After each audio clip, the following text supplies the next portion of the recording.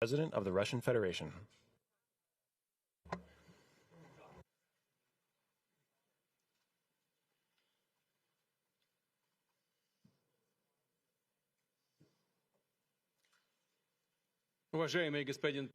Mr. President, ladies and gentlemen, our negotiations have been held in a constructive atmosphere of mutual respect. We have very thorough negotiations that were quite useful. I would like to thank once again my American counterpart for the proposal to travel out here to Alaska. It only makes sense that we've met here because our countries, though separated by the oceans, are close neighbors. So when we've met, when I came out of the plane and I've said, "Good afternoon, dear neighbor. Very good to see you. In good health and to see you alive." I think that is very neighborly. And I think that's some kind words that we can say to each other. We're separated by the Strait of Bering, though there are 2 islands only between the Russian island and the U.S. island. They're only 4 kilometers apart. We're close neighbors, and it's a fact. It's also important that Alaska has to do with our common heritage, common history between Russia and the U.S., and many positive events have to do with that territory. Still, there is tremendous cultural heritage back from the Russian America. For example, Orthodox churches and a lot of more than 700 geographical names of Russian origin. During the Second World War, it was here in Alaska that was the origin of the legendary air bridge for the supply of military aircraft and other equipment under the Lend-Lease program. It was a dangerous and treacherous route over the vast emptiness of ice. However, the pilots of both countries did everything to bring closer the victory. They risked their lives and they gave it all for the common victory. I was just in the city of Magadan in Russia, and there is a memorial there dedicated to the Russian and the U.S. pilots. And there are 2 flags, the U.S. flag and the Russian flag. And I know that here as well there is such a memorial.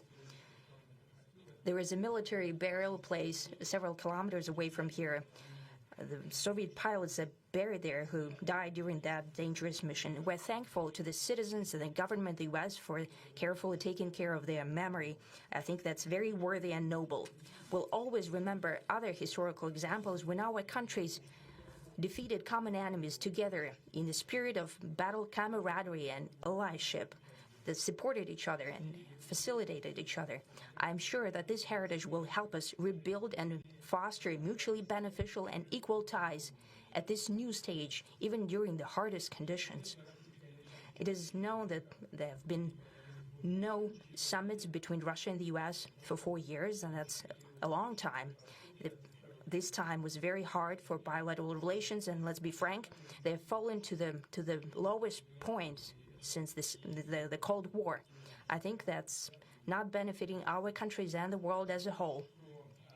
It is apparent that sooner or later we had to amend the situation to move on from the confrontation to dialogue. And in this case, a personal meeting between the heads of state has been long overdue, naturally under the condition of serious and painstaking work, and this work has been done in general. Me and President Trump have very good direct contact. We've spoken multiple times. We spoke frankly on the phone. And Special Envoy of the President, Mr. Witkoff, traveled out to Russia several times. Our advisors and heads of foreign ministries kept in touch all the time. And you know fully well that one of the central issues was the situation around Ukraine. We see the strive of the administration and President Trump personally to help facilitate the resolution of the Ukrainian conflict. And his strive to get to the crux of the matter, to understand this history, is precious. As I've said, the situation in Ukraine has to do with fundamental threats to our security. Moreover, we've always considered the Ukrainian nation, and I've said it multiple times, a brotherly nation, however strange it may sound in these conditions. We have the same roots, and everything that's happening is a tragedy for us and terrible wound. Therefore, the country is sincerely interested in putting an end to it. At the same time, we're convinced that in order to make the settlement lasting and long-term, we need to eliminate all the primary roots, the primary causes of that conflict. And we've said it multiple times, to consider all legitimate concerns of Russia and to reinstate a just balance of security in Europe and in the world on the whole. And I agree with President Trump, as he has said today, that naturally the security of Ukraine should be ensured as well. Naturally, we are prepared to work on that.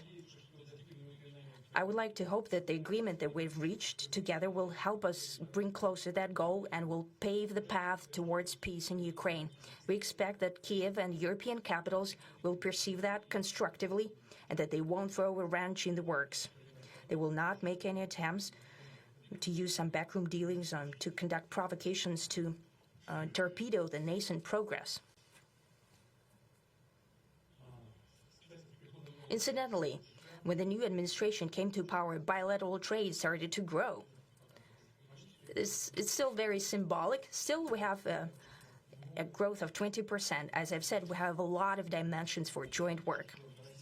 It is clear that the U.S. and Russian investment and business cooperation has tremendous potential. Russia and the U.S. can offer each other so much in trade, digital, high-tech, and in space exploration. We see that Arctic cooperation is also very possible, and our international context, for example, between the Far East of Russia and the West Coast of the U.S. Overall, it's very important for our countries to turn the page, to go back to cooperation. It is symbolic that not far away from here, at the border between Russia and the U.S., there was a so-called international date line. I think you can step over, literally, from yesterday into tomorrow.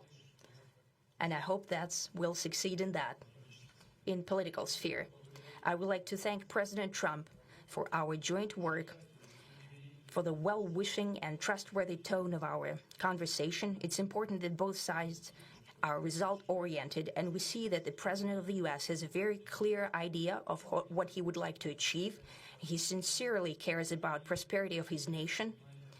Still, he understands that Russia has its own national interests. I expect that today's agreements will be the starting point, not only for the solution of the Ukrainian issue, but also will help us bring back business-like and pragmatic relations between Russia and the U.S. And in the end, I would like to add one more thing. I'd like to remind you that in 2022, during the last contact with the previous administration, I tried to convince my previous American colleague that the situation should not be brought to the point of no return when it would come to hostilities. And I said it quite directly back then, that it's a big mistake. Today, when President Trump saying that if he was the president back then, there will be no war. And I'm quite sure that it would indeed be so. I can confirm that. I think that overall, me and President Trump have built a very good, business-like and trustworthy contact.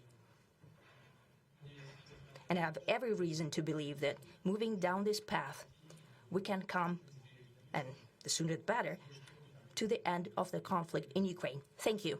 Thank you.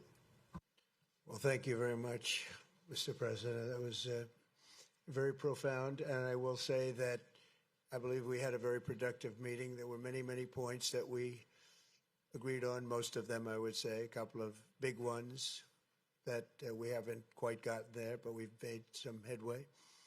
So there's no deal until there's a deal. I will call up NATO in a little while. I will call up the various people that I think are appropriate, and I'll, of course, call up President Zelensky and tell him about today's meeting. It's ultimately up to them. They're going to have to agree with what Marco and Steve and some of the great people from the Trump administration who've come here, Scott and John Ratcliffe, thank you very much.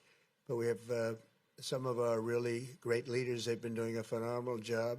We also have some tremendous Russian business representatives here, and I think, you know, everybody wants to deal with us. We've become the hottest country anywhere in the world in a very short period of time, and we look forward to that. We look forward to dealing. We're going to try and get this over with. We really made some great progress today. I've always had a fantastic relationship with President Putin, with Vladimir. We had many tough meetings, good meetings. We were interfered with by the Russia hoax that made it a little bit tougher to deal with, but he understood it. I think he's probably seen things like that during the course of his career. He's seen it all, but we had to put up with the Russia hoax. He knew it was a hoax, and I knew it was a hoax, but what was done was very criminal. But it made it harder for us to deal as a country in terms of the business and all of the things that we'd like to have dealt with. But we'll have a good chance when this is over. So just to put it very quickly, I'm going to start making a few phone calls and tell them what happened. But we had an extremely productive meeting, and many points were agreed to. There are just a very few that are left. Some are not that significant. One is probably the most significant, but we have a very good chance of getting there. We didn't get there, but we have a very good chance of getting there. I would like to thank President Putin and his entire team, who I know in many cases, other than that, whose faces I get to see all the time in the newspapers. You're almost as famous as the boss, but especially this one right over here. But we had some good meetings over the years, right? Good, productive meetings over the years, and we hope to have that in the future. But let's do the most productive one right now. We're going to stop really 5, 6, 7,000, thousands of people a week from being killed, and President Putin wants to see that as much as I do. So, again, Mr. President, I'd like to thank you very much, and we'll speak to you very soon and probably see you. Thanks for watching Black Westchester Magazine News, where the truth has no filter and the community comes first. We are the news with the Black point of view. Don't forget to like, share, and subscribe to stay informed, empowered, and engaged. Independent Black media matters. And we're just getting started.